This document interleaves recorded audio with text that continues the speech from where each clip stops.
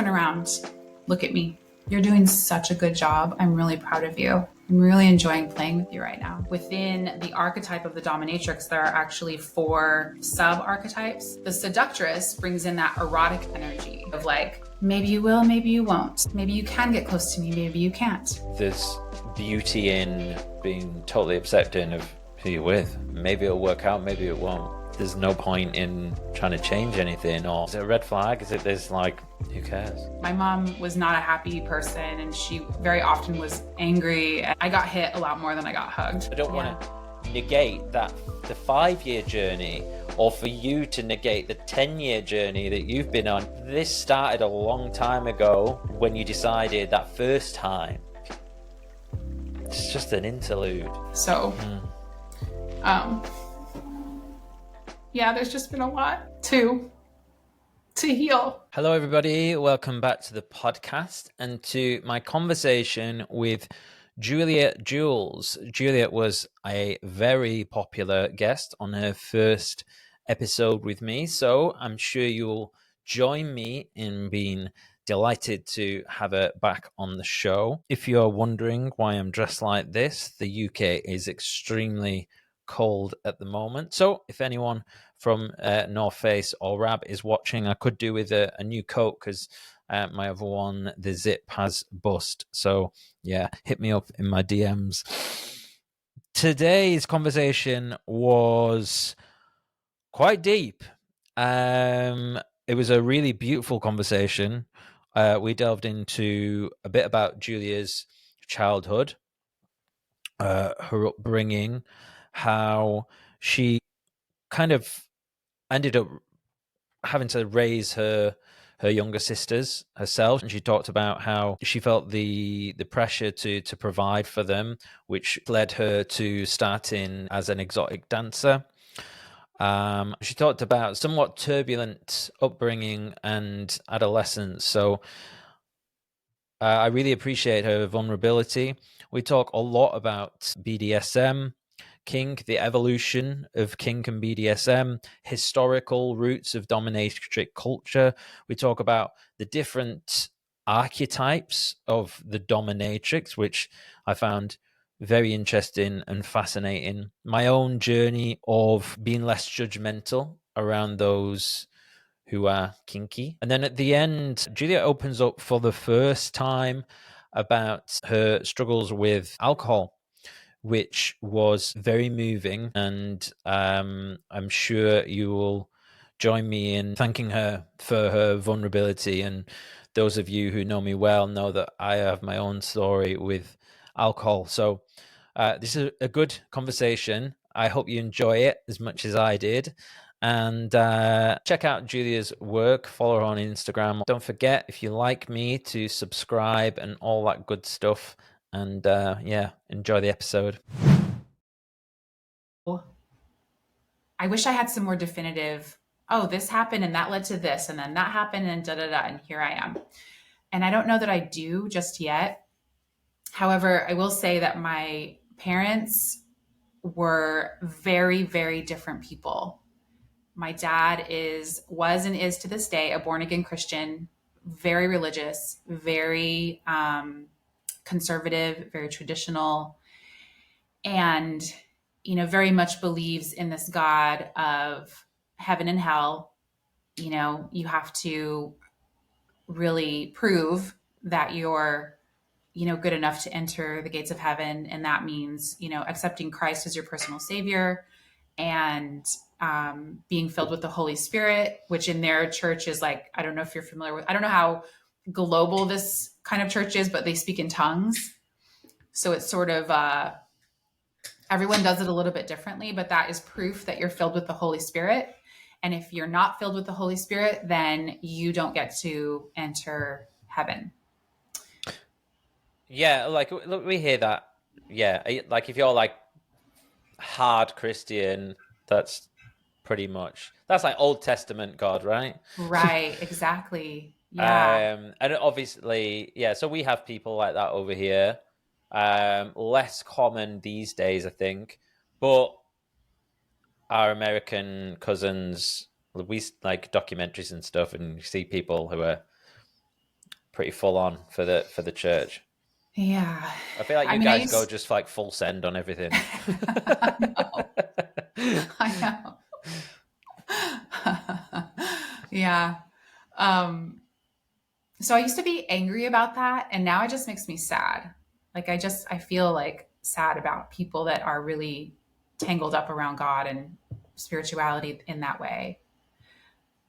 Um, so that was my experience with my dad, and then my mom, on the other hand, was very open-minded and very curious, and we had books in our house about Buddhism and like paranormal phenomena and UFOs and like, basically anything that was, curious new thought. We had books about it in our house. And so, growing up in that kind of juxtaposition or Mm. polarization of like, do it this way, this is the only way, or you're going to burn for eternity. Those are pretty high stakes. And then my mom was like, well, I don't know. Let's find out. Let's read, let's be curious. I don't know. How Um, did so how did they get together? If that was, or did your dad develop the hard Christian thing like as the relationship went on? Like, so they were both really good looking people good, when they good, were young. I good think that, and attributes they, to have. they were like 22 when they got together. So I think that probably played a role. Uh, my dad was raised Catholic, and he became a born again Christian after my parents got divorced. So his kind of conservative leaning was there before.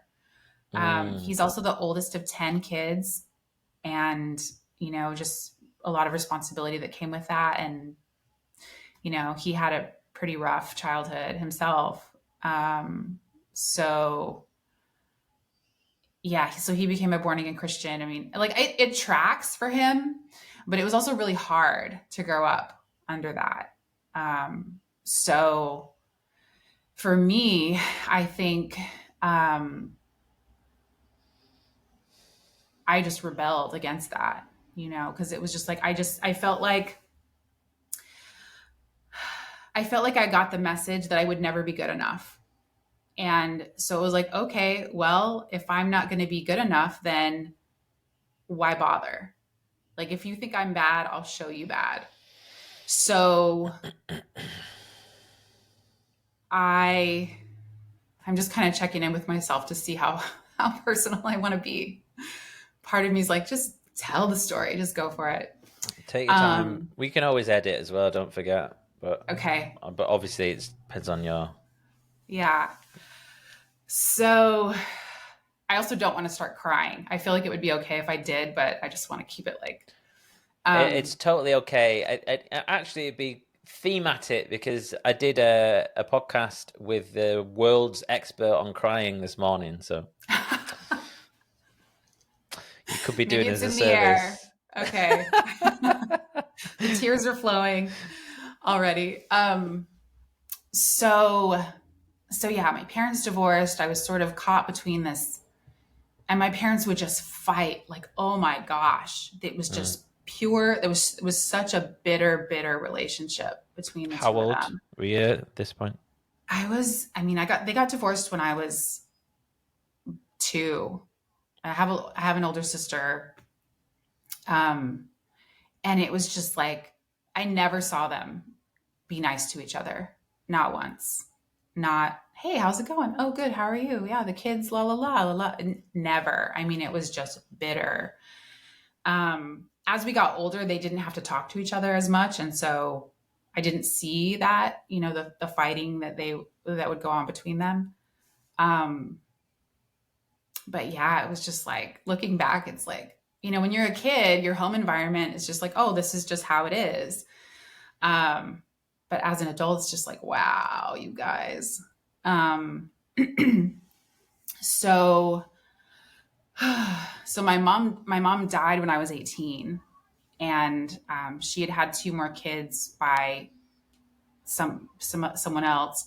Um, and it was just like this huge mess. And I felt like I had to rescue my little sisters and take care of them and I was 18, going on 19. And it was just like the scariest, most stressful experience I've ever encountered. I mean, and I just think back at myself at that age of just like, how, like how did I do it? So, so long story short, I call legal aid. It's like free legal services in the US. I call legal aid and I explain the story. And this woman, who I will never be able to thank, says, she's like, basically, I'll spare all the details, but she's like, basically, she goes, you could go take those kids out of that house right now, and there's nothing legally anyone could do. They were in a really bad situation. And I was like, okay, great. So my maternal grandparents were still alive at the time. And I called them and I said, this is the situation. I'm going to go get the kids. They were 10 and 4 at the time. I'm like, I'm going to get them. So you were 18, they were 10 and 4, your mother had passed away, and your stepdad? They were never married, but sure. So is that who they were with in the oh yeah, sorry, because that's yeah, your younger sisters are from different marriage. Right. Right, yeah. Well, but yeah. Weren't married, sorry. Different partnership. Yeah. Different partner. Not my dad. They have a different dad. So so basically I kidnapped them legally in a way. So so my grandparents were like, well, I was 19 by now. And my grandparents were like, you're too young to handle this responsibility. Why don't we take the kids until, we can't take care of them anymore. And then, if you need to step in, you can step in. So, my mom's partner, ended up going to prison a few years later, which was great for everybody because he's out of the picture. Mm-hmm. And then, there we were just kind of like picking up the pieces of this just devastation, and I just felt like I had to do anything to take care of my sisters.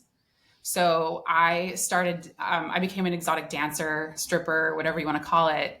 And because to me, I was just like, I had to get a whole bunch of money like really, really fast. I'm like 21. This is just like baffling to me.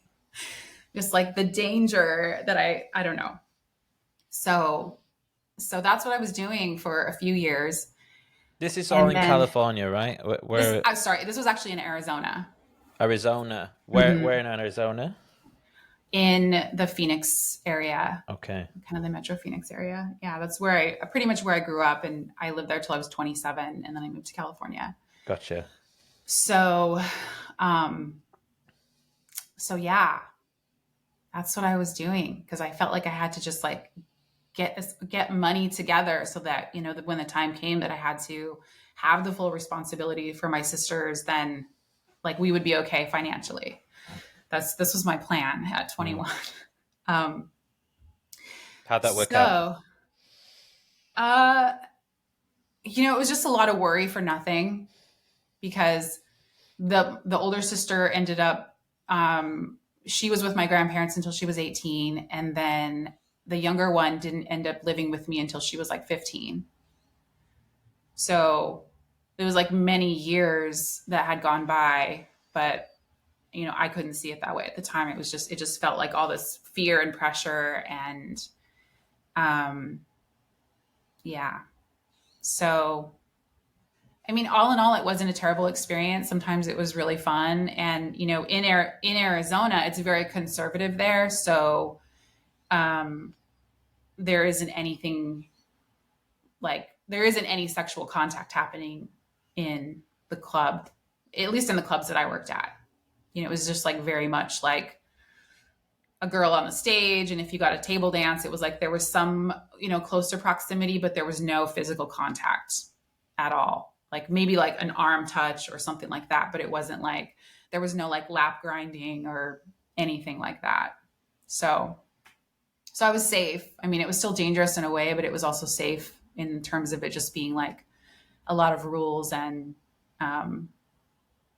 protection in place. So, I mean, as it relates to becoming a sex coach and where I am today, I I've always been curious about life in general, and that included and still includes to this day, like sexuality and relationships and intimacy and all of that. So, my first real boyfriend, I mean, I have the language for it now, but at the time, I didn't really know that, oh, we're both kinky.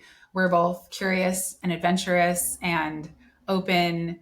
And so we had a lot of fun. I mean, we would just like push the boundaries and just like, ooh, let's go to the adult bookstore and see what we can find. And like, oh, I mean, we did some things like sort of exhibitionist kind of things, like not crazy, but like we we actually had sex in a movie theater one time. I mean, we're like, I think I was 20 by then. He was a couple of years older than me.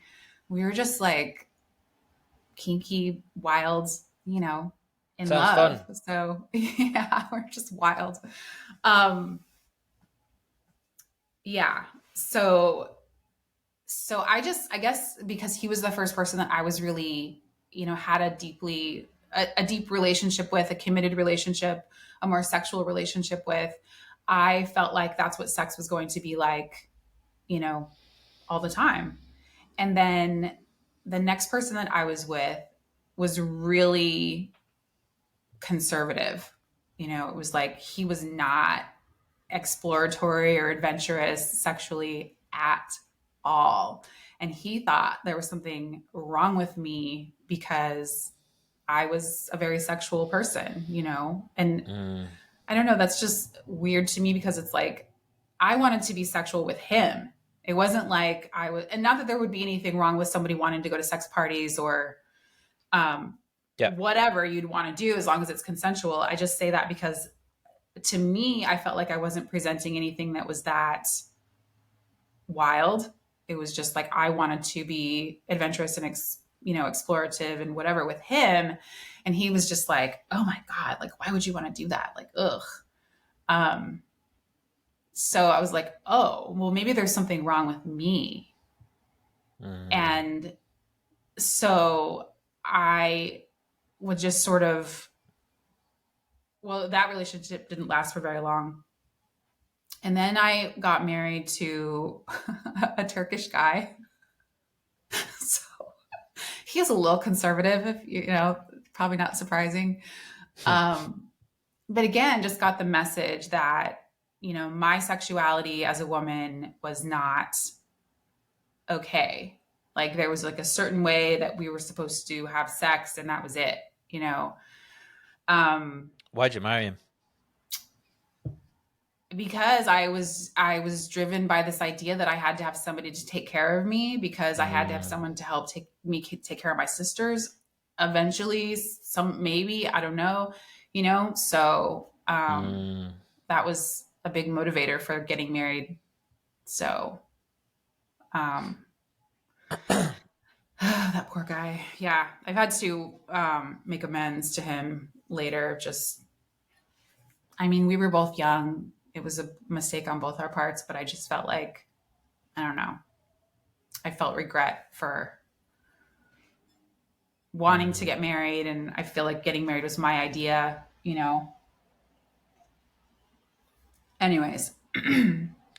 And it sounds like from the middle relationship, like that seed had been planted of it's not all right to be kinky. There must be something wrong with you. So then the next guy, like if the next guy after that would have been like the first guy, free and kinky, alive and kinky, whatever, Yeah. um, then then it would have been a totally different path. But it's almost like that second time around, it's like, oh right, yeah, it's me. Like I must just be weird and kinky, and I better like be a normal person and get married or whatever. Would that be fair to say? Yeah. I think it's Hmm. like I think back to very different situations, but like if you don't have that like confidence in your yourself. What's the word? Self-esteem. It always comes down to self-esteem, doesn't it? And you look at Yeah. like, why did I do that? And it's like, because you had no sense of self. You were looking to others, and that's why it's yeah, it can be a dark path getting into those relationships for sure. Yeah. And, I didn't know what I didn't know. I didn't Hmm. know that there was any other way. I didn't have the language Hmm. of, this is who I am as a sexual person, and this is what I like and what I don't like. And if you are cool with that, that's great. If you're not cool with that, that's great too. But we shouldn't get together. Like, I didn't know that. I thought sexual compatibility would just happen if you're attracted to each other. Like, oh, it just takes care of itself. Because that's kind of the message that we're given culturally, is like, oh, we all just know innately how we're supposed to have sex, and it just takes care of itself, and it's fine. And if it's not, then something's wrong with you. Go fix it, or don't worry about it. I think that's what I was thinking. Yeah. Knowing me now, knowing what I know today, if I could go back and tell my younger self, like, you're fine. Mm. Just find people like you. It's okay. They're out there. I promise. It might not feel like it, but yeah, you're going to be fine. But here's how to communicate what you want. Here's how to hear what somebody else wants. Here's how to negotiate and find a middle ground, potentially, if that's something that you want to do. So, um, so yeah, I mean, for sure, the self-esteem wasn't there, but also just the knowledge, having the information to know that there was another possibility, many possibilities. So, Mm. so yeah, I mean, I just very much felt like there was something wrong with me, and uh, was just sort of, I guess, taking a chance, when I would meet someone, just sort of hope that we were a good match. Um, and then I met someone in my, I guess, late 20s, and we were both pretty adventurous, and like, we just loved each other so much. We just like had the best wild times and a good relationship. And that lasted for a while, maybe 4 or 5 years. And then, just time and circumstances, it had to end. Um, but yeah, I mean, I didn't really learn about making peace with my sexuality, about having like all my parts together. I didn't have to hide anything, or or feel like my good girl was really who I am. Like, this is my true self, and like all the other stuff can just go away, or like, am I really, is there something wrong with me? Am I a quote unquote bad girl? And that's just who I am. And I kind of just have to keep that under control. Like, over the last few years of doing a lot of work, that just, you know, I'll get into why in a second, but um, I've done work where I'm like, oh, I have, I wouldn't even call it good girl and bad girl anymore. It's just like, I have what society might deem as a good girl side. Like, I'm very nurturing, and I can be very motherly, and very like, I love being, I guess, I don't know if a homemaker is the right word, but like, I love decorating my home and like making it really cozy for people to come over. Like, I love cooking for people. And I guess more traditional is the way to put it. Like, I have like these very traditional feminine values, Mhm. but then I'm also like kind of wild. Like, I have a bit of a wild side and an adventurous side. And I like to, I don't really see myself as being monogamous, and I'm more like open and all of that. So I guess society might deem that as like my bad girl side, but it's just non-traditional. But I can be both. I don't have to choose one or the other. I can be both, and as I age, I'm sure that could change. I hope it doesn't, but it might.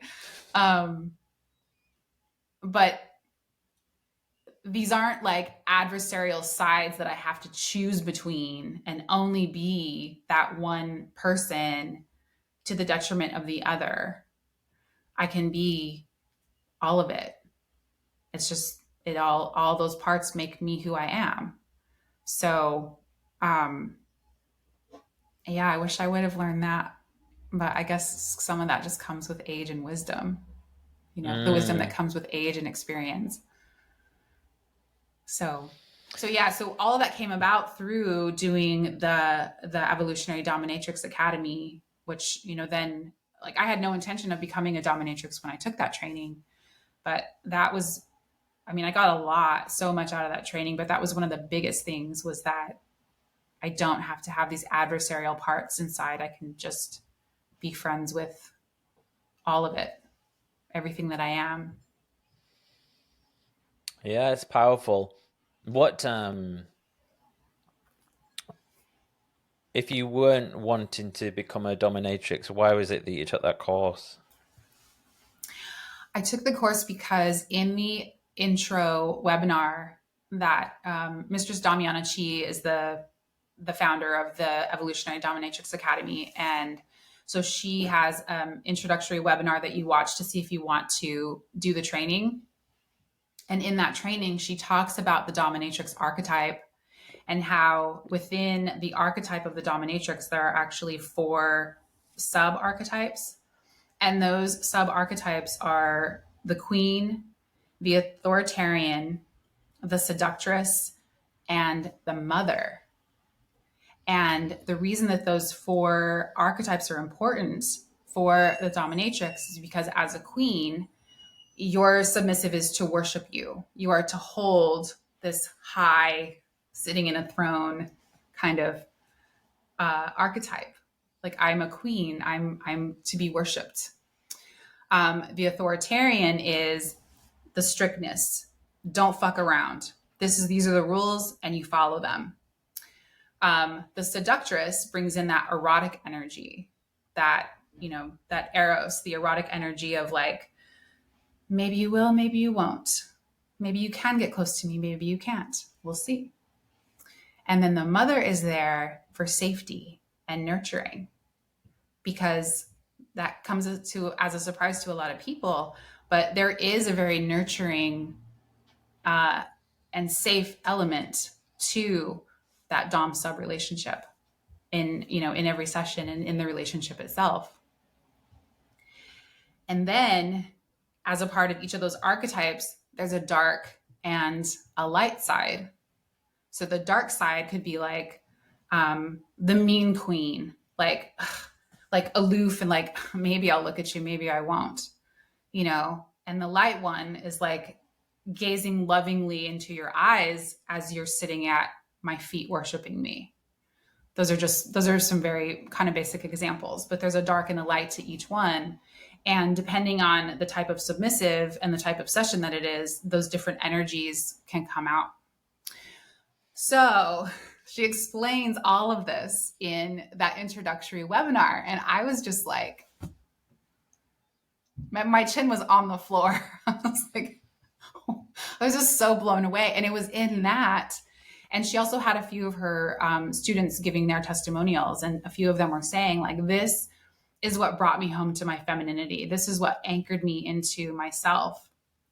So watching that webinar and seeing what was possible in that, oh, the motherly side of me can be at home with my seductress side, like with my authoritative side. Like, my powerful side can exist with the one that's also very generous and open. It just, like, it communicated something to me that was like, oh, I can be all of these things just in my presence, just in sitting here. And I was like, I want that.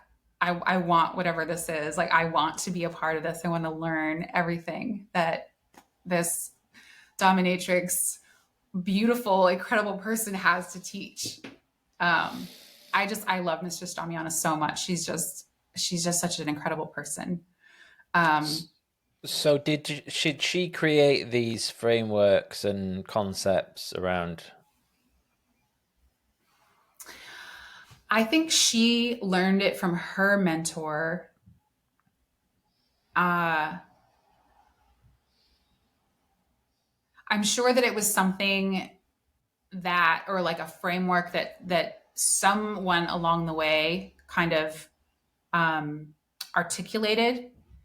But I think it's something that's just natural as being, and I wouldn't even think of it as being a dominatrix. I think that it's there are those potentials within women, just like those potentials exist within masculine energy in men, So, you so know. within the so you've got the archetype of the dominatrix, which has four sub archetypes, which are what was it? Uh, mother. Run me through them quickly. Mother, Queen, queen. Uh, mother, yeah, seductress, seductress, and authoritarian. authoritarian, and then within those ones you have a light and a dark. So it's like you've got like 8 different touch points, different kind of modalities, masks to wear, kind of thing. I like to think of it as energy, like a Energy, flow of energy. Yeah. and But and and what we're saying is that these traits can be men or women, but they're like the core feminine traits. Is that what we're saying? I would say so. I mean, just Mm, like if we want to look at it from a male perspective, we could have a king, mhm, an authoritarian, mhm, a seducer, mhm. and a father. Yeah, and then it'd be like the seducer would be like probably like the charmer, the Mm-hmm. James Bond, and then the authoritarian would be like the what's the word? The tyrant.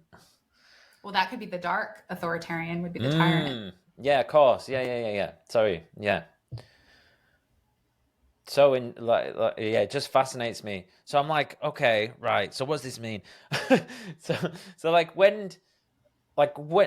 when did all this stuff come about? We might have tapped into some of the history of it on the last episode, but like let's reverse engineer like this concept. Like where does this start to come into play in history? And um yeah. So the earliest recorded dominatrix is the goddess Inanna, which I think is from like 3000 BC. She was this goddess in Mesopotamia. And the myth is that she was, she's a goddess. So she embodies that queen energy. And she was a shapeshifter herself, and she would take people and sort of play with like gender roles and gender norms. And um, I have forgotten some of the history around her, but she's sort of known as the original dominatrix. Like that goddess energy is considered the original dominatrix. From there, And this is like throughout, obviously like a myth that's been passed down. right? Yeah. Yeah, yeah. Um, and so from there,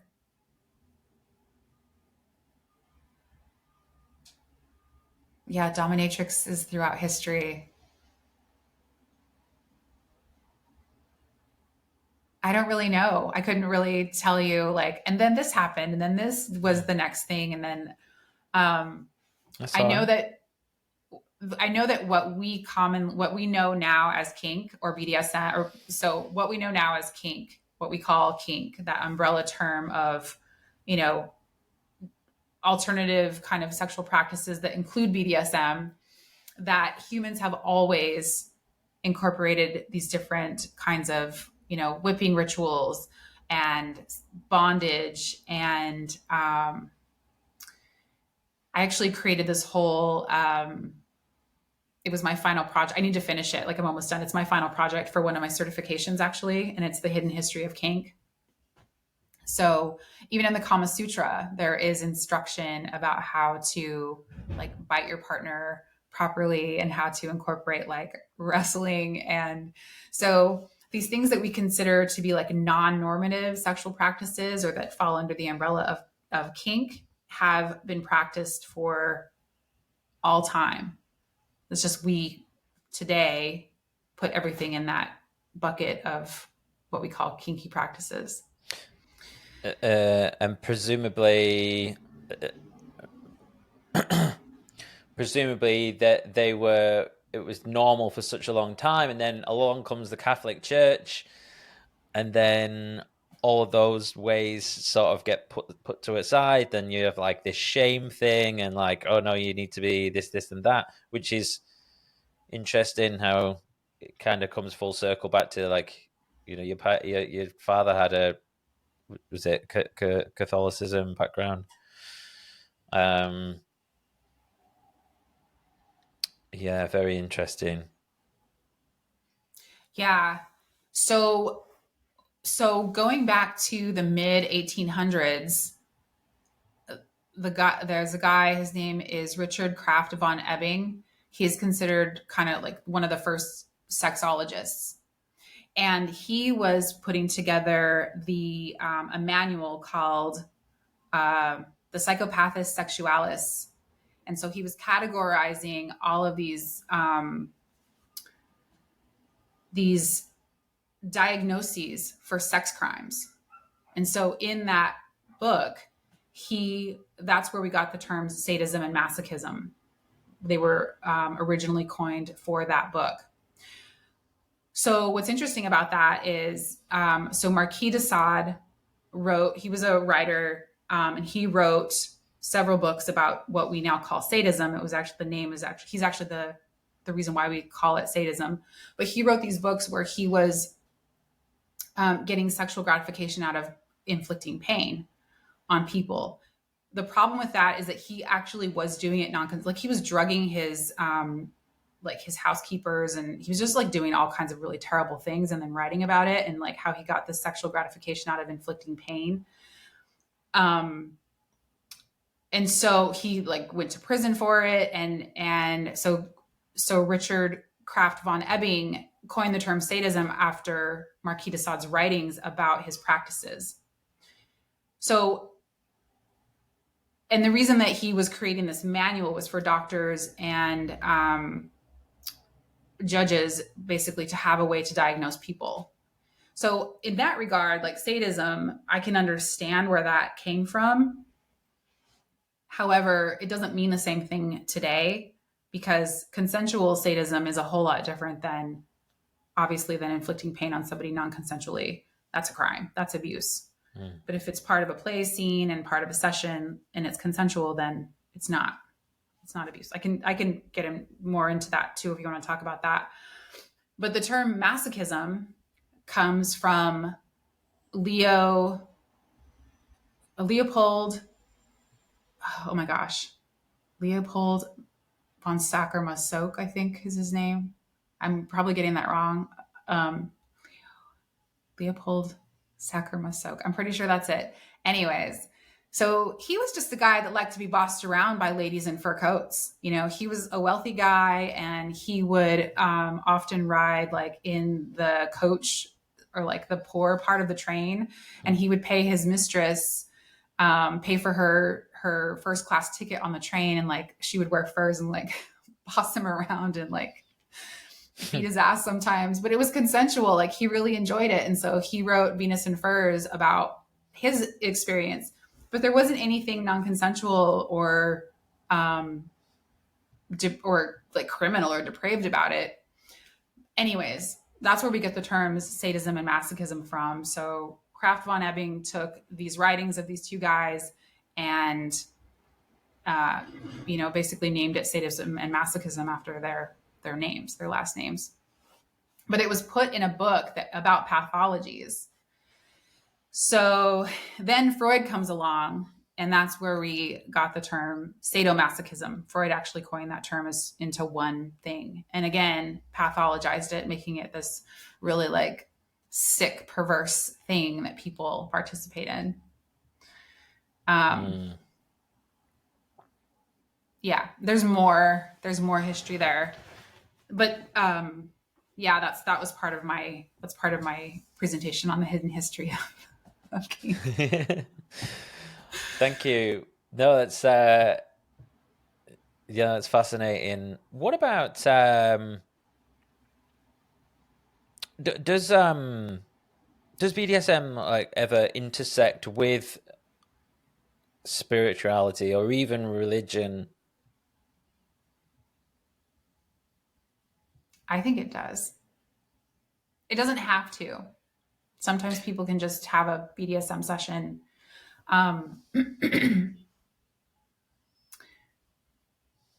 It can be a spiritual experience because it can be a transcendental experience. There are, I'll have to find the person's name, but there is a man who's a dominant, but he's also a shamanic practitioner. And so what he does for his, as part of his sessions, is he creates sort of like a, I don't want to say soul retrieval because I don't know that for sure, but he creates it sort of as sort of like a journey into the underworld, as kind of a vision quest experience for people. So he really combines these shamanic practices with a BDSM session. BDSM is infinitely customizable to the people involved. So if you want it to be a spiritual experience where you are actually working something out, let's say, that can be created with the right practitioner and the right kind of set and setting.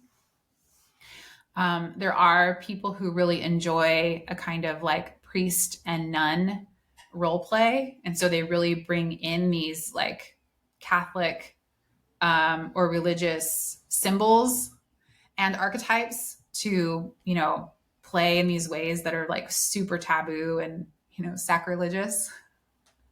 So that can be done. Yeah.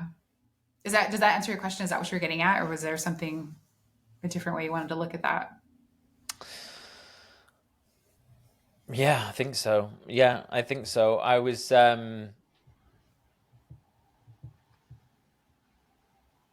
yeah, I suppose it's still very like it's still so hard for me to imagine what these things are like. So I'm constantly trying to like, right, okay, so is it like this? Is it like this? Is it like this? Do you ever do like do you ever do like online BDSM? Mm-hmm. What's that like? Or like, I'm trying to think, is there a way that you can like put in the picture of like what a typical session, or even like one of these underworld things? Like that sounds like interesting. Like what's going on there? What's the setting like? Is there any music? Do you know what I mean? So online sessions are more, to me, are more psychological because I'm not there able to physically discipline the person for not doing what I say. Mm-hmm. For example, like I can't actually bind them in any way because we're not in person. So it has to be more psychological. So what I will do is have the person set their camera up so I can see their whole body and see the room that they're in. Like one time I did a session with someone and the room that they were in was like, it was a total mess. And I was like, did you prepare for our session today? He's like, yes, mistress, yes. I'm like, did you do your best? Yes, of course, I would do my best. Why are you in a room that looks like trash? And he's like, what do you mean? I'm like, look around. He's like, and so sessions are typically done. The acronym is CFNM, clothed female naked male. So what I'll do at the beginning of the session is like be able to see the person head to toe with it, and they have their clothes on. I'm like, take off your shirt. Let me examine my property. And they're like, instant, like, because it's vulnerable and it's supposed to be.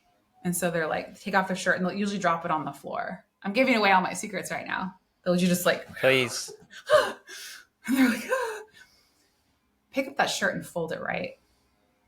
I don't tolerate sloppiness in my presence. I don't care if you're in my presence or at home. Pick it up and fold it. And they're like, usually like freaking out. Like, you don't have to hurry, but you have to do it right. Okay. It's so fun. And then I'll have them like turn really, really slowly. Okay. And like my eyes are looking at every inch of you.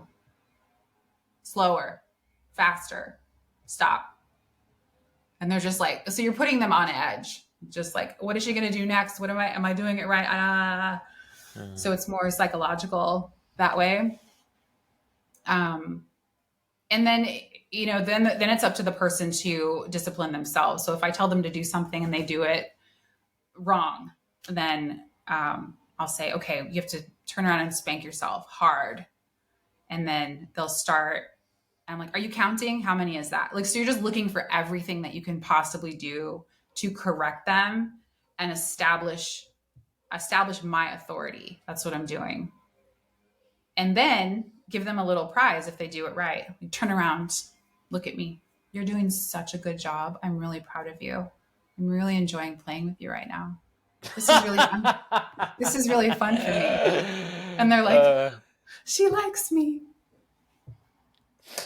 I'm laughing because I'm trying to like feel it a bit, and I'm like, yeah, it's interesting.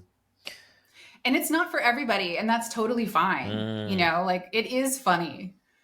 But for some people that really enjoy that female authority. And the thing about it too is like having someone tell you what to do there's so much freedom in that, because like you don't have to perform, you don't have to make any choices. They don't have to do anything. Like I'm in charge. I'm controlling the whole situation. So for a lot of people, there's a lot of freedom in that. Yeah, I'm getting like,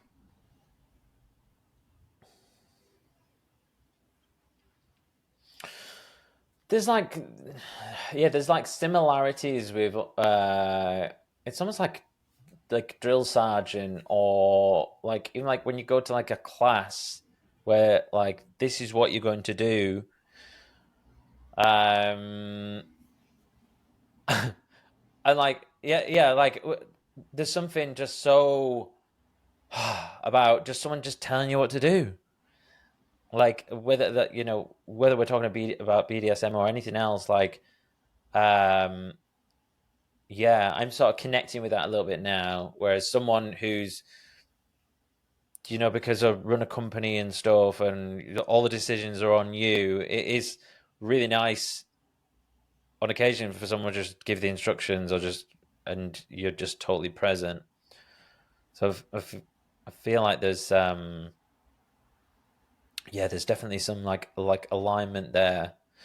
And interesting you say what was the archetype? Like that mothering thing. It's funny how it's almost like we look for these archetypes, these sub-archetypes in like all areas of life in a weird way. Or like anyone with authority, perhaps, is a better way to term it, would it? I think so. I think there's always a dance of dominance and submission between people. And it can be, more obvious and pronounced and more subtle. at times, like we're always communicating something with our body language and with what we're wearing and how we, like, the expression on our face. I mean, and obviously people are not the same on every day. Every day, like sometimes you're tired, sometimes you're in a bad mood, whatever. But just like being out in the world, I think we're always kind of naturally sensing that, sort of. It could be maybe perceived as a status game, but I think we're actually more perceptive about that kind of these hierarchies or dominance and submission or power. Kind of, maybe it's a power struggle, maybe it's a power game, depending on how you want to look at it. But I think we're always sort of attuned to someone's confidence, someone's status, and that, who's the dominant person in this room, who's the more submissive person in this room. But the cool thing about knowing what you are, how you are, and what works for you is, I think, especially in relationships, because like you might see people in a relationship, and let's say it's like the wife is just like a ball buster. She's just like what looks like being super mean, and the guy's just like, okay, I feel like if that couple understood that she's maybe, well, I mean, obviously like more dominating than he is, maybe she has more masculine energy and he's more of the feminine energy, then learning to play with that, it can turn into power play rather than a fight and a power struggle. And it can actually like enhance their sexuality and the sensuality in their relationship rather than diminish it. So how would that work practically? So in that example, I think starting with an awareness of it, just like, oh, we're having this struggle in our relationship. I mean, and every couple is going to be different. So it's hard to say for sure, like this isn't prescriptive because everyone's different. But like, what is it about the dynamic that brought you together? Because it was something. And what are some ways that feeds your eroticism? Okay, well, how do we find out what your eroticism is? We start looking at like peak turn-ons and peak experiences over your sexual history, what like your earliest memories of your sexuality are. Is there a theme that kind of runs through that? Does it, before you got together with that person, does it feel like you've always been in relationships with women who were dominating? Or like for the wife or the female partner, like, do you feel like you've always gotten into relationships where you have to tell them what to do? Well, what's that about? There could be some eroticism tied to it and something that the person is actually trying to work out, but they're not totally conscious of it. So it's not as simple as like handing the wife a crop and some, shiny thigh-high boots and like, like, okay, you're the dom now. And, putting a collar on the husband, like, okay, there you go. Like the props are great, but it's not that simple. It's like you really have to get into what someone's core eroticism is and look at what their experience have been, what the theme has been throughout their life. There's something there. And then once you understand what that is, it's not that hard to figure it out. It just takes some time to really think about it. Just thinking, journaling, letting memories come back to you. And then where do your, in this particular couple, where do their erotic themes overlap?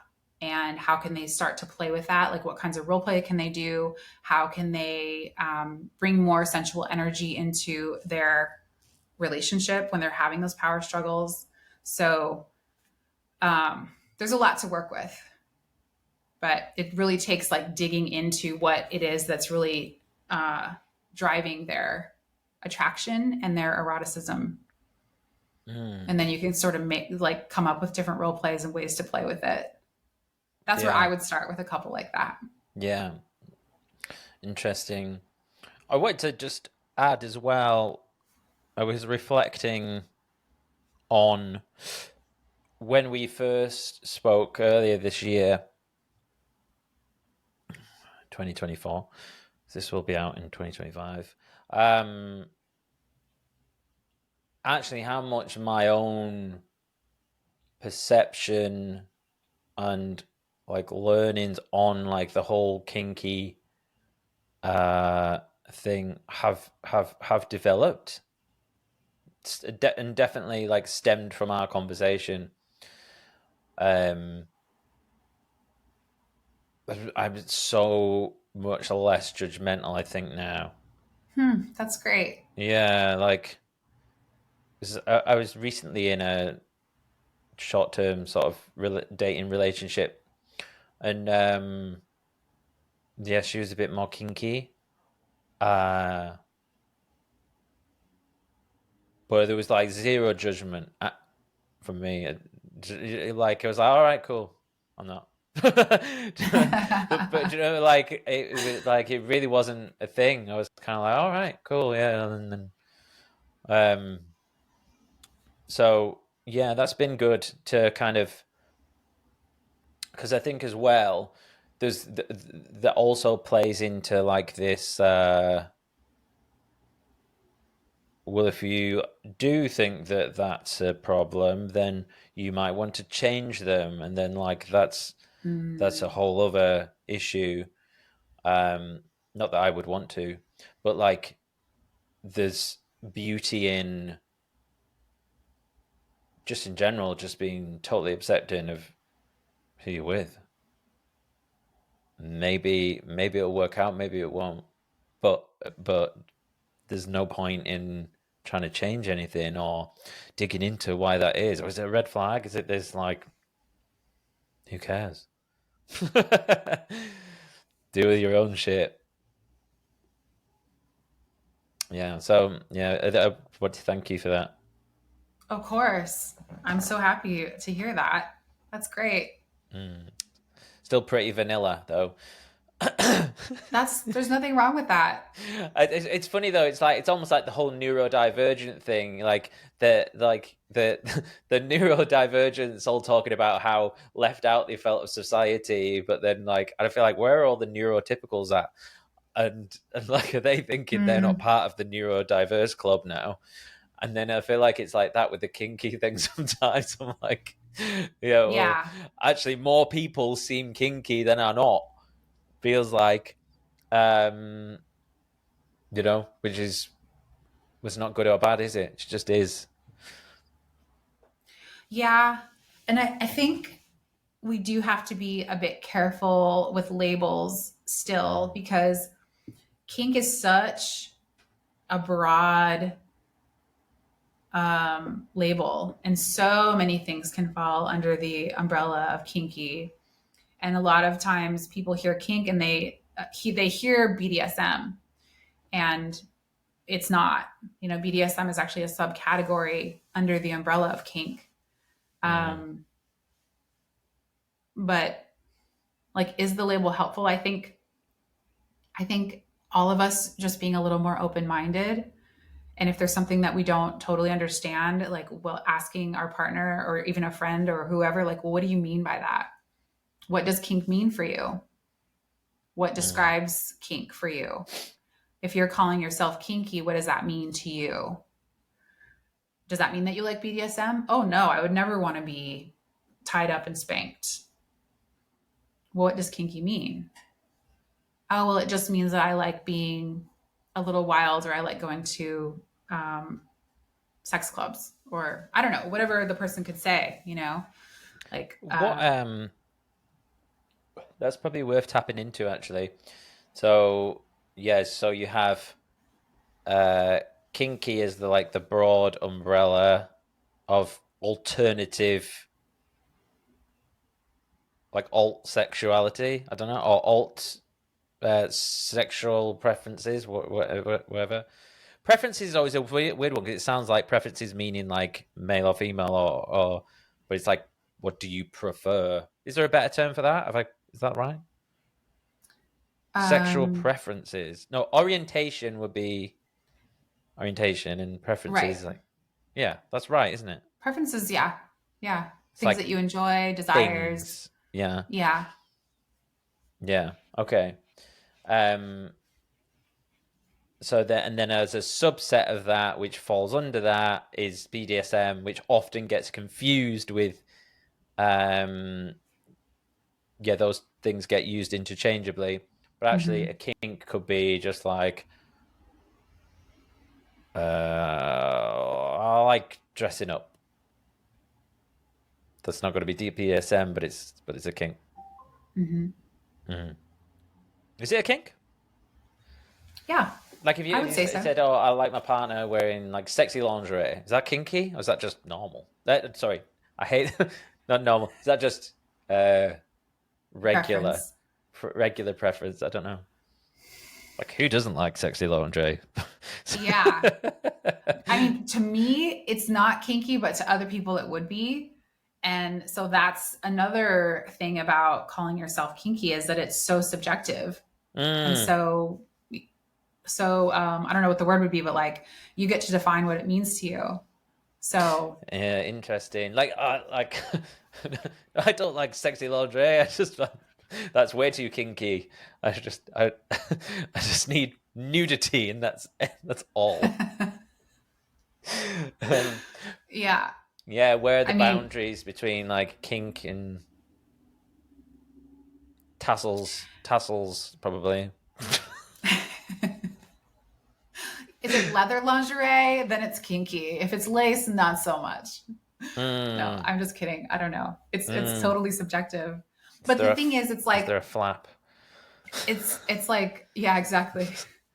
Um, uh, so it's only kinky by virtue of being compared to what the mainstream says is normal.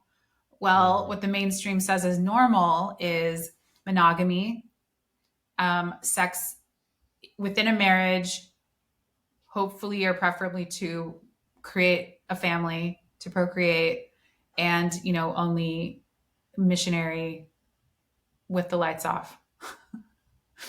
Like that's kind of the picture of what's normal, yeah.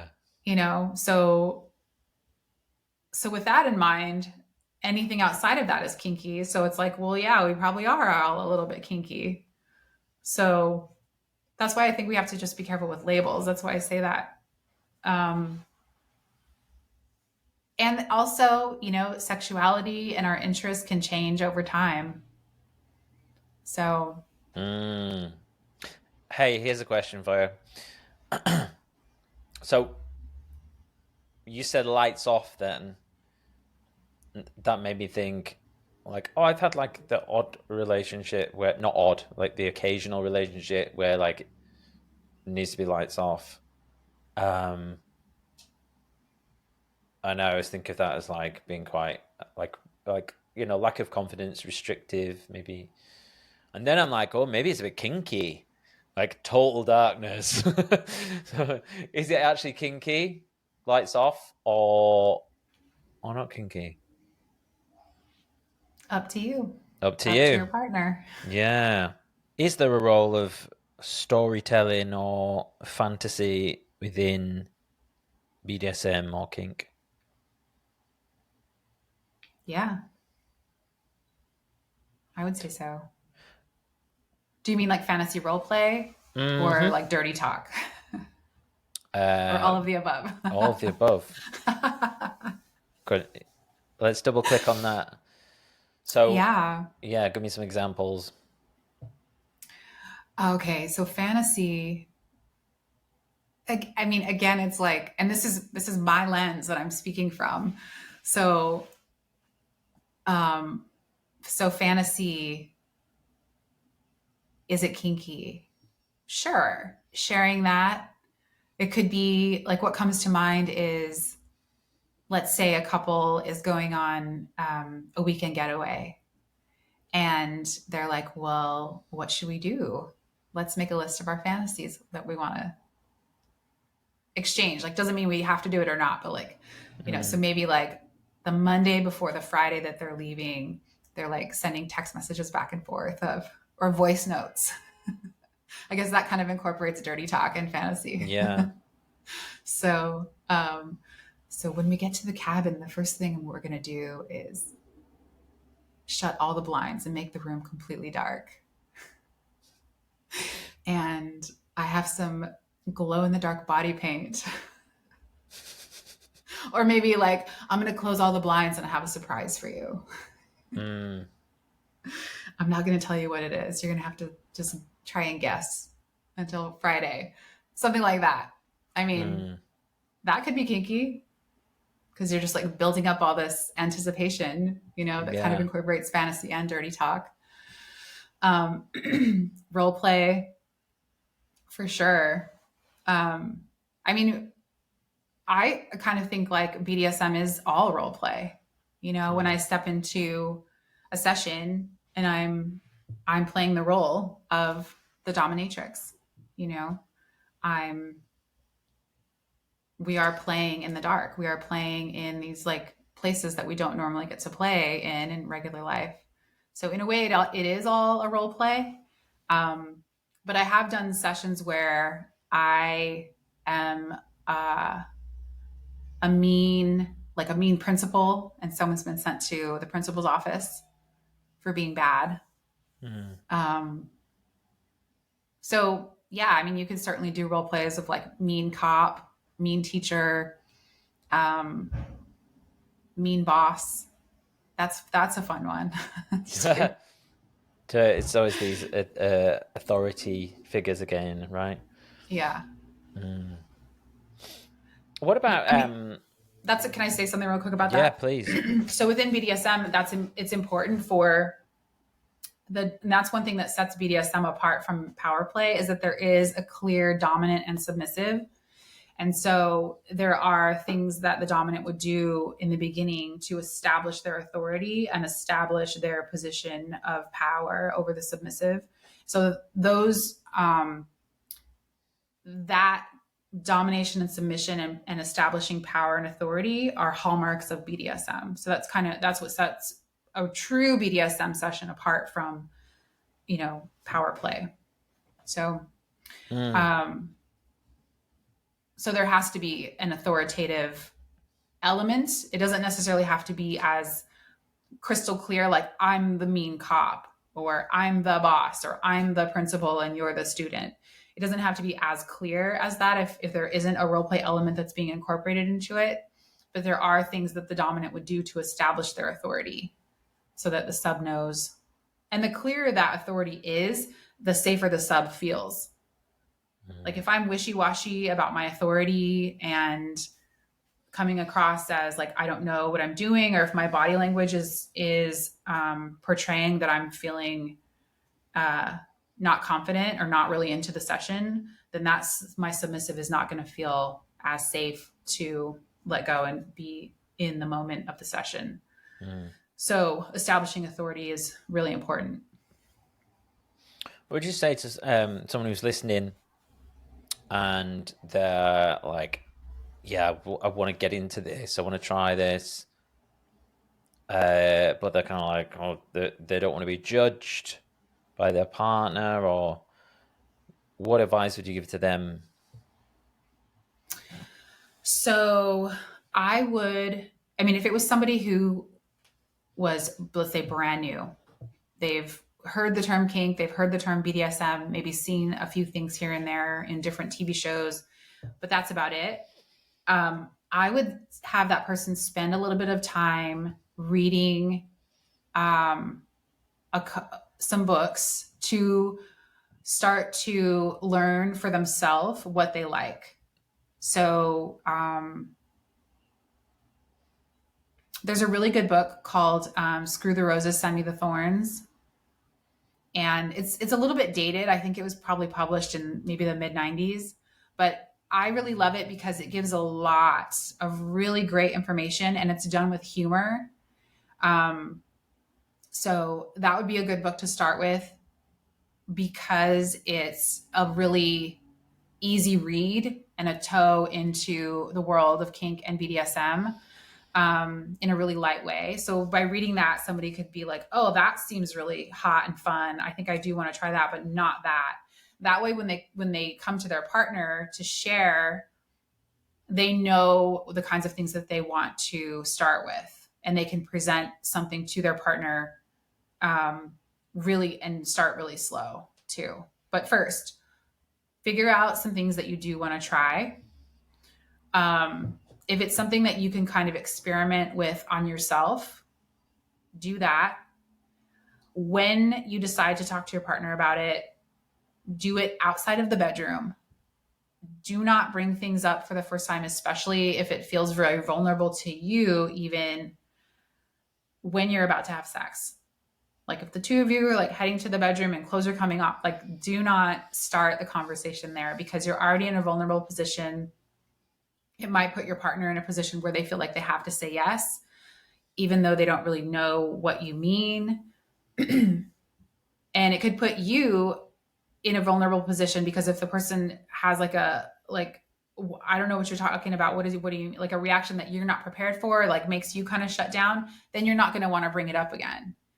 So bringing up the conversation outside of the bedroom, but when you are feeling connected to each other. So you don't want to start a conversation like after, like on a Friday after like a really hard work week and you're both exhausted and just kind of cranky. That's not a good time to bring things up. So when you're out on a date and you've had a nice meal and you're feeling like really like, we're having so much fun. Yay. We're both in a good mood. We're both connected. Then, so there's something I've been wanting to talk to you about, and I feel a little bit nervous bringing it up. This sounds like a setup for all of the dates that went really badly. Oh, really? Yeah, like we're having such a great time. You're like lured into this, like, I've just been thinking about this thing.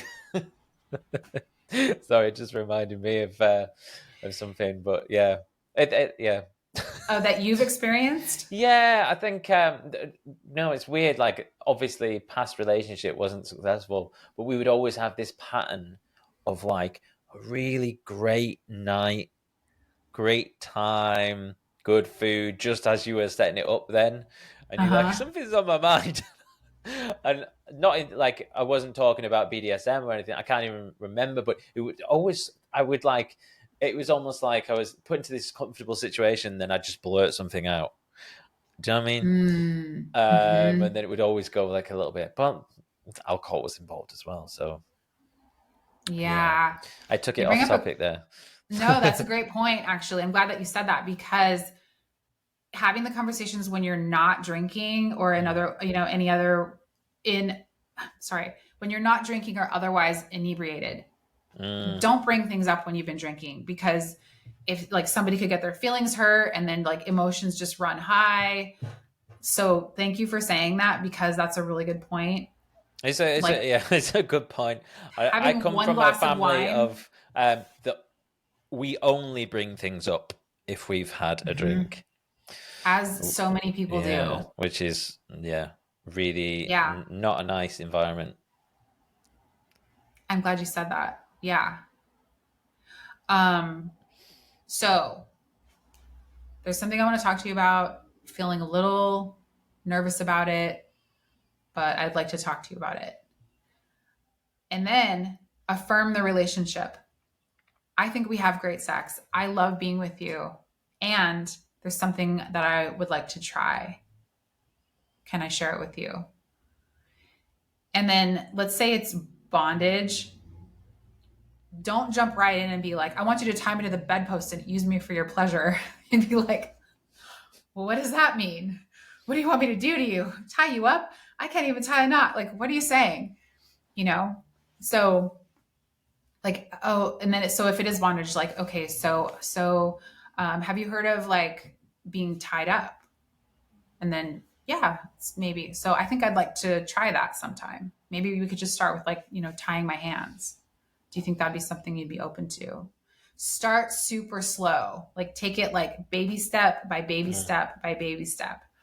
And if you're not sure how to do that, that's what I'm here for. Like, that's why I, as a sex coach, exist, is to help people have the sex that they want to have and do it in a way that doesn't scare their partner or scare them or kind of like wreck the sex part of their relationship. Like, how do we start slow? How do we build it slowly? How do we establish trust and vulnerability, emotional safety? There's a lot there. There are a lot of layers to it. So baby steps into whatever it is that you want to try. And if you're not sure what your partner knows or doesn't know about kink and BDSM, I would just don't even use those words, because there is a lot of stigma attached to them. So like if it's bondage, like, yeah, I think I'd really like to experience being tied up. Like, what do you think about that? And hopefully your partner is open to it. Hopefully they'll ask you, like, well, what does that look like? And if they don't ask you, like, as the person presenting it, you can say, and what I mean by that is, this is what I have in mind. But again, like, if you have an extreme fantasy, that's totally fine. I wouldn't share that right away. Just start slow. Yeah, like I've got this fantasy of tying you up in an Italian restaurant whilst you're in the restaurant. All these people are in on it. Yeah. Isn't that exciting? Are you ready? Yeah, with spaghetti.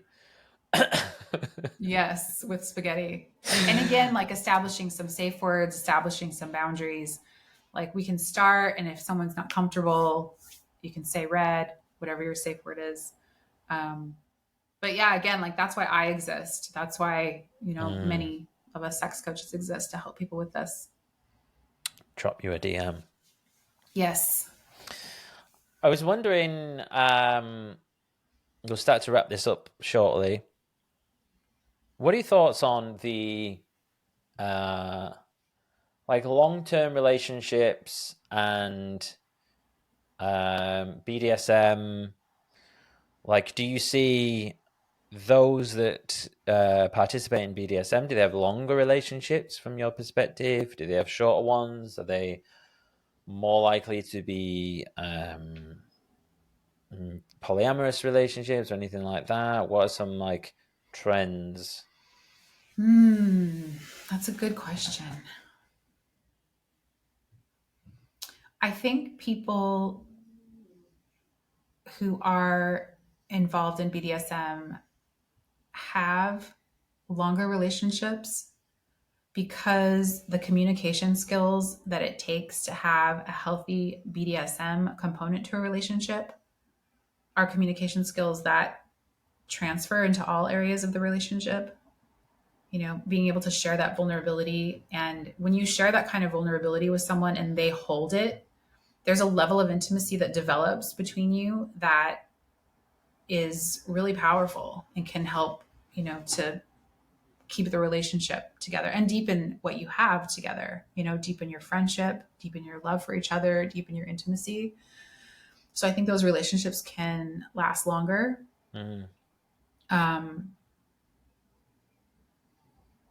I've known people who are monogamous and polyamorous. I don't think I can really comment one way or the other if there's a trend of polyamory or monogamy. I think it's so depends on the couple. You mentioned before, did you say you were like non-monogamous? That was like your preference? Yes. And what that means to me is, I am single right now. I was seeing somebody casually for a while. But what I would like to have, what this means to me is, like, I want to have a primary partner, and I want that relationship to be like, if there's an opportunity that one of us wants to connect with somebody else in a more intimate way, and that doesn't mean like sexual intercourse necessarily, but just, perhaps a BDSM scene, perhaps a kink scene, that we're both free to do that. Or like if my partner goes on a guy's trip and happens to meet someone, I want him to have the freedom to do that. I don't necessarily want to know about it, but knowing that these are the boundaries of our relationship, that's what I mean by, that's what non-monogamy looks like for me. I'm not someone who would have a primary partner who then has another primary partner. I don't think, I mean, ask me again in 10 years, who knows? But today, right now, I don't want that. That's not something I want. So to me, that's what non-monogamy looks like, is having sort of a fence with a gate around our relationship, I guess. And there's a big difference, isn't there? I suppose like non-monogamy and polyamory get thrown around together, but like as you described there, that's not, there's clearly not, it's not polyamory, like, because polyamory is like more than one relationship, right? Mm-hmm. But it is fascinating to me. I've spoken about this before, and I don't know if it would ever be for me, but like I do love like this kind of the advanced communication that you need to be able to operate that kind of relationship, and like the someone said it to me, it was almost like just having the freedom to be able to do whatever means that you end up actually not doing the other thing. Sometimes. Because it's kind of just like, oh, you can go and chat to that person, and then turns out you just wanted to chat to them. You didn't necessarily want to do anything. Mm-hmm. Yeah, very interesting. I've got this little section that I'm doing at the moment where I've got a selection of cards in front of me. We're running slightly low on time, so we'll see how many we can get through. Okay. Pick a number from 1 to 4. 4. Okay. What is the unobvious thing that you struggle with?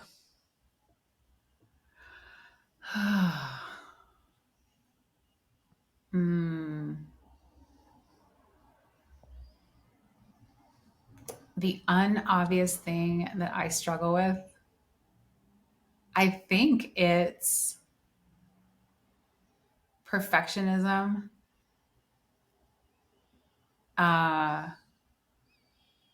And just feeling like there's always like, oh, I could have done that better. Oh, that could have been better. Or like, oh, I have to have everything absolutely perfect before I can release it into the world. Like I've been sitting on this, oh, okay, I'm going to admit this. I've been sitting on creating a group program for the longest time.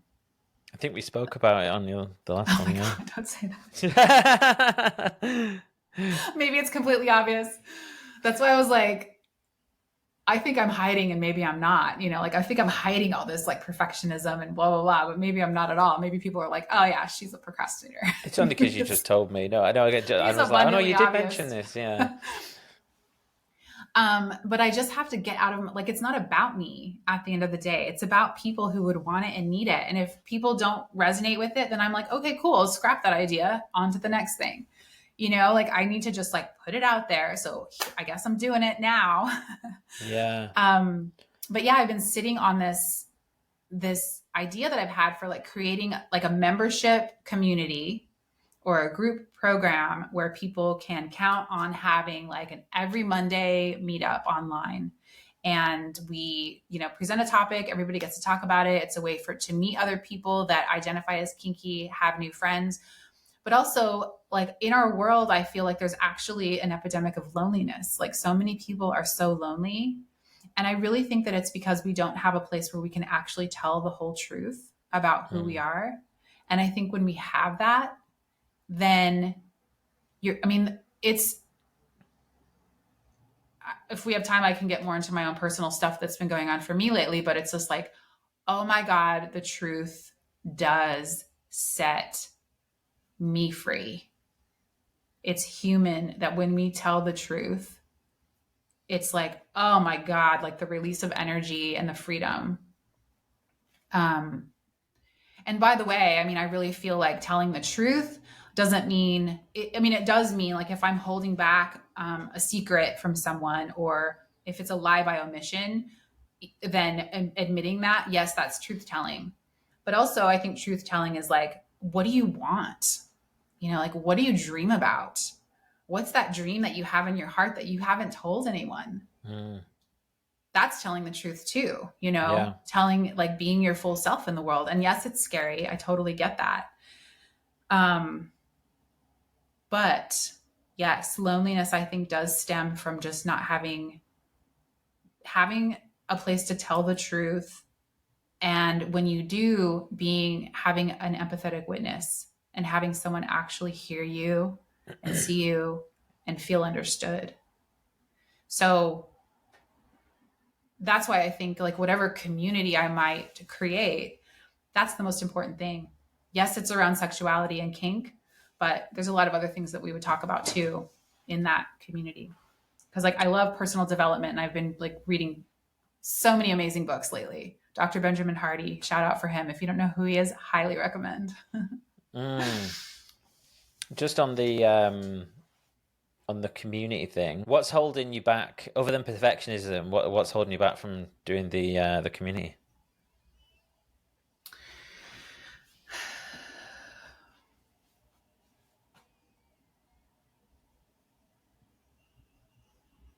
Possibly like commitment and responsibility. Yeah, like once you set that role in. Yeah. Like, what if it takes off and people love it and they count on it? And I don't know, like, just saying that, I'm like, yeah, because I don't want to do anything else Nice for the problem to rest of my have, though, life. if it takes off. I know. Have Yeah. you, to two things. Have you ever, like, you'll be aware of 80-20 principle, right? You could 80-20 it. Just get it out there, because holding it back might be like, take it away from, like, you. Like, what if someone else might need it? I I know. feel like sometimes, I wrote this down the other day, like trying to leverage motivation for others rather than myself.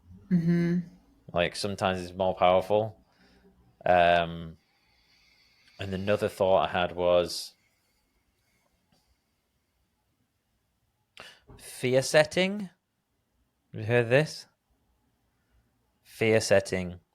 It's like a bit of a stoic practice. Tim Ferriss did a TED talk on it. And basically, it's a bit like what you were just doing then.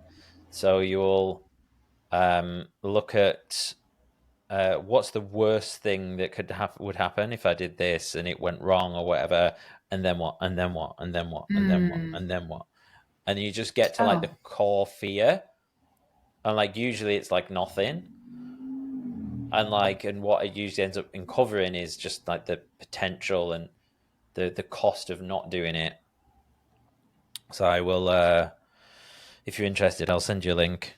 Yeah. It's quite a good exercise. I haven't done it for some time, but yeah, and it's like rooted in stoicism. Love it. Could be useful for you. Um, Yeah. should we? You mentioned some of the personal struggles, some personal stuff you've been going through, like, and you said, you can tap into it.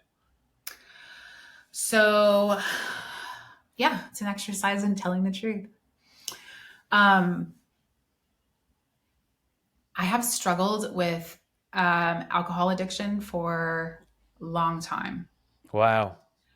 And I've gotten sober. I've gone to AA in the past. I've gotten sober and then just not, gone back to drinking. So I'm going to AA again, and I'm sober again. Congratulations. Thank you. And I know what I'm seeing now is that this always makes me start crying, but oh well. It's okay. When I was sober before, I just felt like for some reason I didn't deserve it. For anyone who's been to, oh my God, I'm sorry. I thought I turned that off. For anyone who's ever been to a 12-step meeting, at the end they read something called the promises. And it's just basically like how amazing internally your life will be by getting sober. And by the way, what I understand is that being an alcoholic is not a moral failing on my part. It's just something I was born with. It's something that was given to me as a struggle so that I would grow. I really believe that. And having this struggle has taught me about compassion and self-worth and self-care. And it's just like working me in ways that I thought like it's so painful and so hard. And I'm in absolute awe because I know that God, higher power, source, whatever you want to call it, is holding me the entire way. It's like I feel like something amazing is calling me forward. And by committing to not drinking, it's about so much more than not drinking. It's about stepping into a life that I can't even imagine. I have a hard time putting it into words still. But anyway, I just keep coming back to that. Like I got sober in 2011 and I worked a program in AA. I did my steps. I made amends. I had commitments. And I just, at my core, I just felt like I didn't deserve it. I felt like I had made too many mistakes. And what's changed?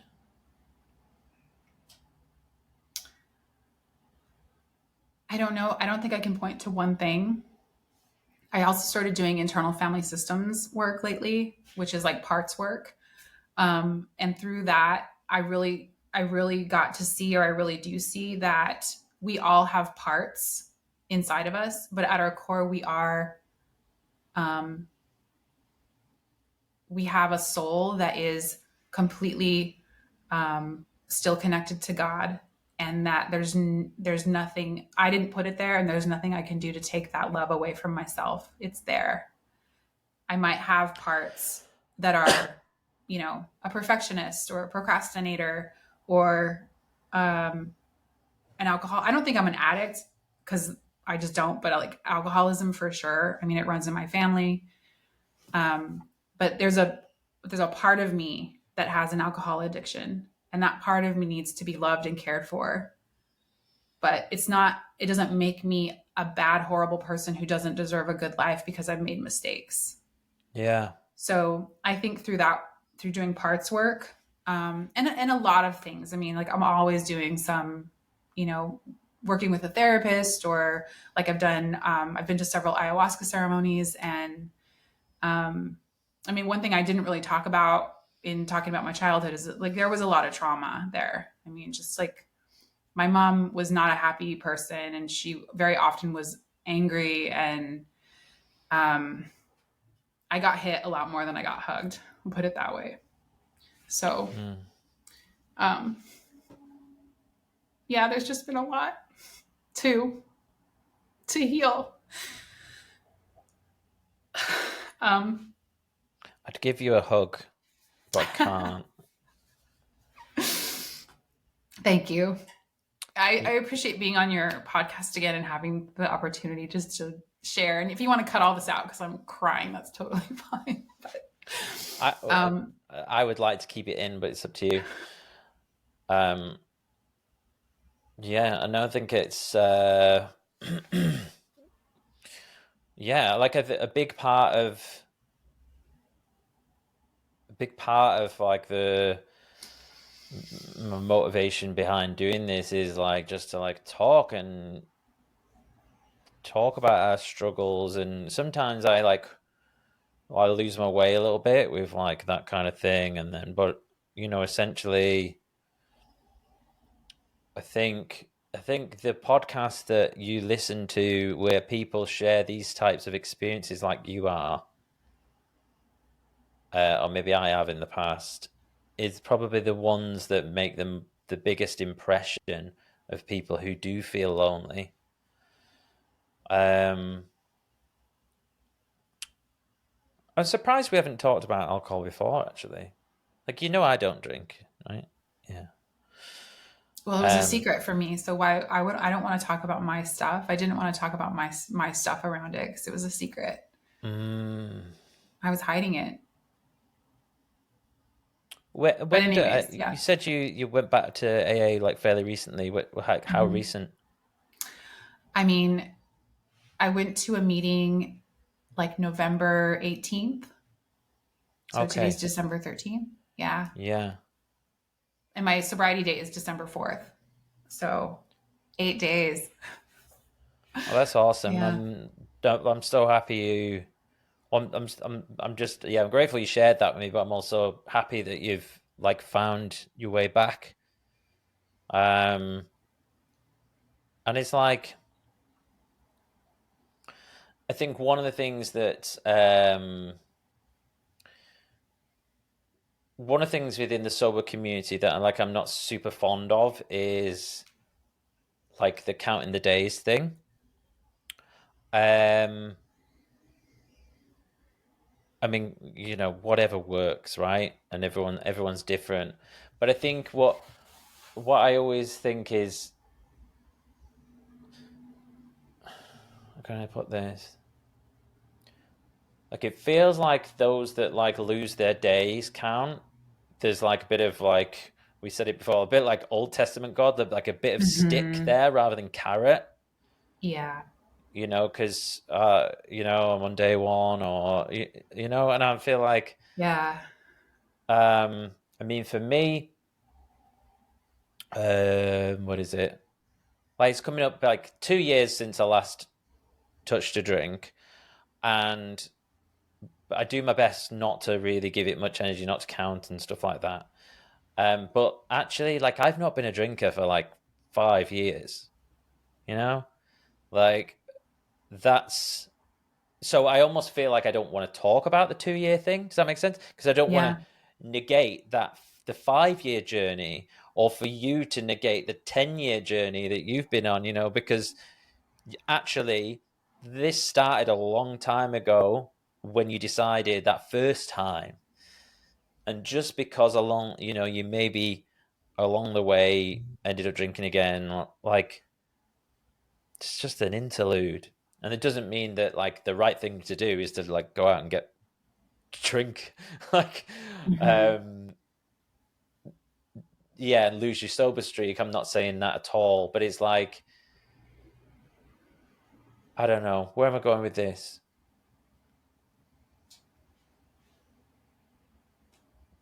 I'm being very careful with my words because I don't want to like, do you know what I mean, like interrupt. Like you're in a really like a nice place with this, right? But I suppose what I'm saying is like if it does happen again and someone does fall off the wagon, like just get back on. Like I know. Um,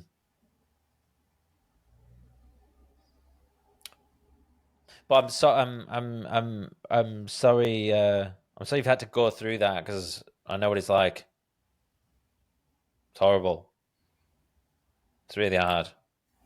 It is 100%. It's really hard. Um, I hear what you're saying about the day count and Mm, how people can feel like they've lost all of their progress if they have a slip or relapse. mm, And that's not true. Um, that's not true at all. You still have all of your days. You still have all of it. And it takes what it takes. And I mean, where I'm at today is I wonder, I've heard this before and I'm starting to believe that it's true that life conspires to break our heart over and over and over and over until it's broken open.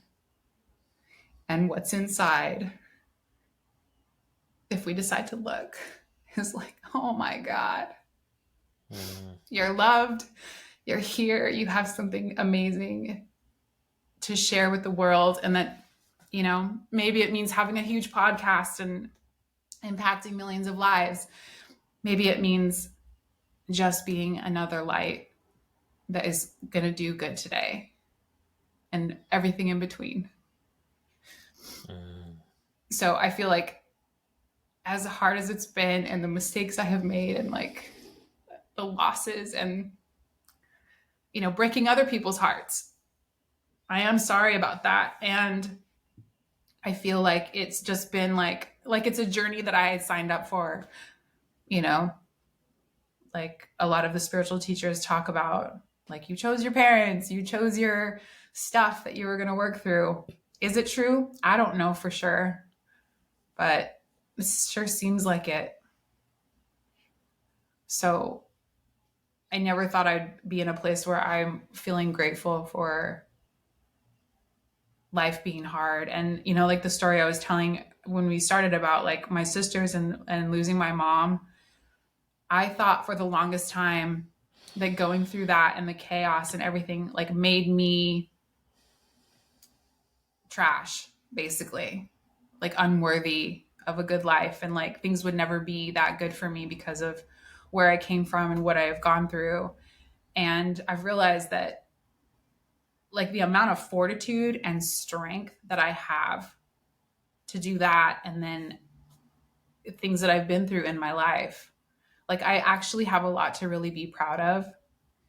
And I have this inner strength to do anything. So, that is something that I can tap into. I mean, I'm still learning that. Like that's a strength that well of strength is something that I can tune into and really have as an inner resource. If you can get over alcoholism, I think that actually sets you apart as being able to really move mountains, because it's yeah, you won't wish it on your worst enemy. I wouldn't wish anything on my worst enemy. I don't like that saying, but yeah, like, and it's hard for people to understand if they've not gone through it. You just can't explain it, you know. Yeah, I don't think about it much, I don't think about it much. That's great. So it's a funny one. Like it feels good to like chat about it sometimes, but then also I'm kind of like, huh, you know.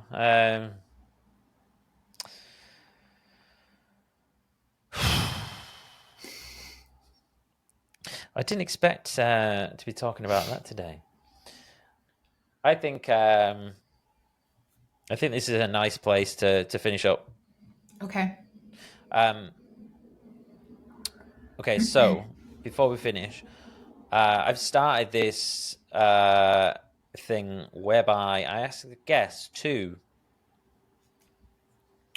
what is a question or a reflection that you and or the audience might ask themselves at the start of the day? And there are two approaches you can do. You could just have one for like you and everyone else, or it could be one specific to you and one specific to the audience. A question to start the day. What do you need to hear at the moment?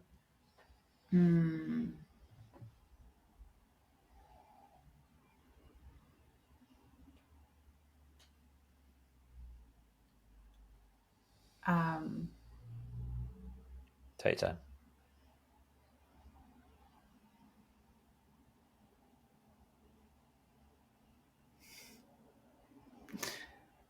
What does my beating heart have to say to me today? And then just listen for what arises.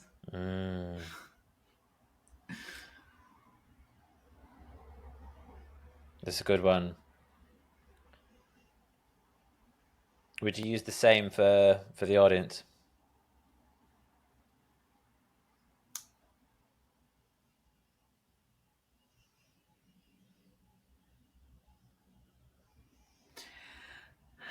I would.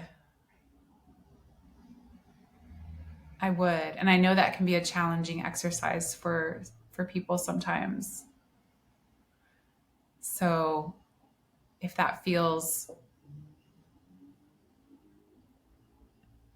if that feels interesting, but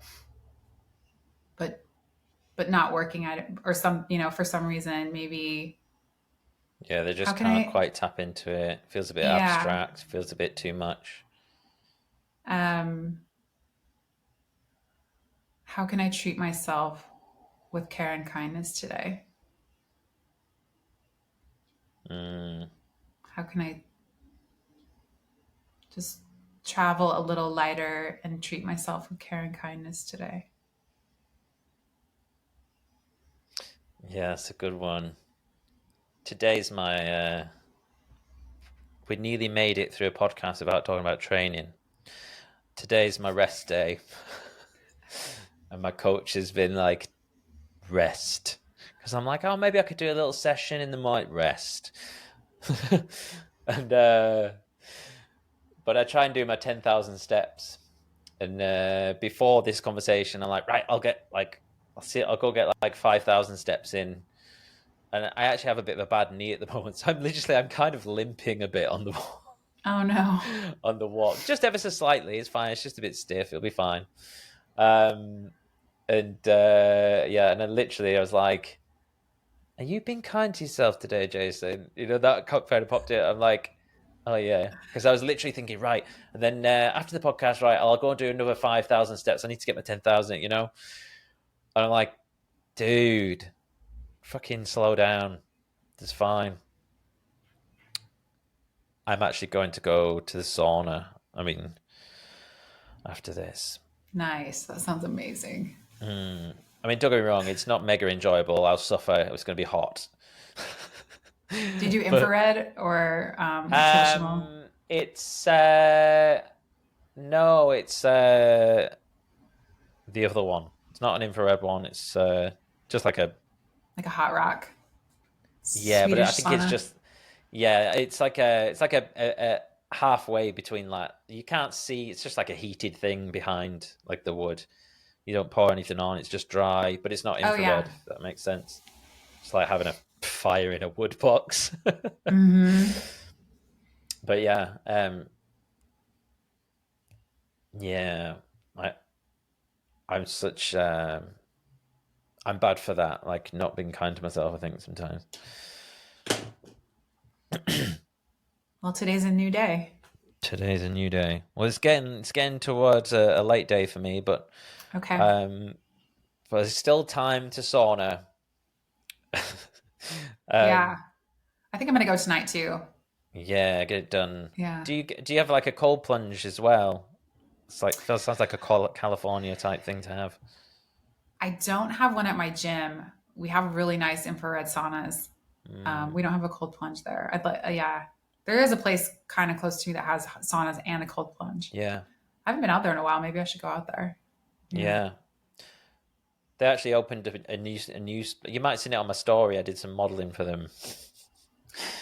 Um, but yeah, that is actually nearby. But I'm not going to that one because that's like you have to like pay one off and stuff. So I only went because because it was free. Yeah. Not that I would, if anyone's listening, not that I wouldn't recommend going there. It's just yeah, I've got a membership with the other one. Anyways, spouting off loads of random shit at the end here, Jason. Julia, where can people find you if they want to find out more about you? Send you a message, all that sort of stuff. Yeah. My website is aliveandkinky.com. Instagram handles, same, alive and kinky. I'm on X, YouTube, all under alive and kinky. Yeah, always happy to answer any questions that people have. It doesn't have to be about kink, it can be about anything. I work with couples, I work with individuals, and group programs coming soon. Yeah, get it done. So, yeah. Get it done. All right, thank you so much. Yeah, this has been awesome, and yeah, I'm so grateful that we've got this online relationship that started with I think me replying to a comment or something on Instagram, and then the beautiful beautiful side of social media and how it can bring us together is just awesome. And I'm 100% certain that I'm definitely a different person for having being made aware of all these things from your world, which I still don't really understand fully, but not that I'm putting that on you. See me messing up the crunchy landing there. That was a crunchy landing, not a floaty one. It's too late for me. It's too late for me. My brain's not working. You can always reach out to me too anytime. If something comes up for you, like please reach out. I love talking to you. So we can like have a conversation anytime. All right. So Let's do yeah. it. All right. Have a wonderful day, and we'll You speak too. to you soon. Okay. Talk to you soon.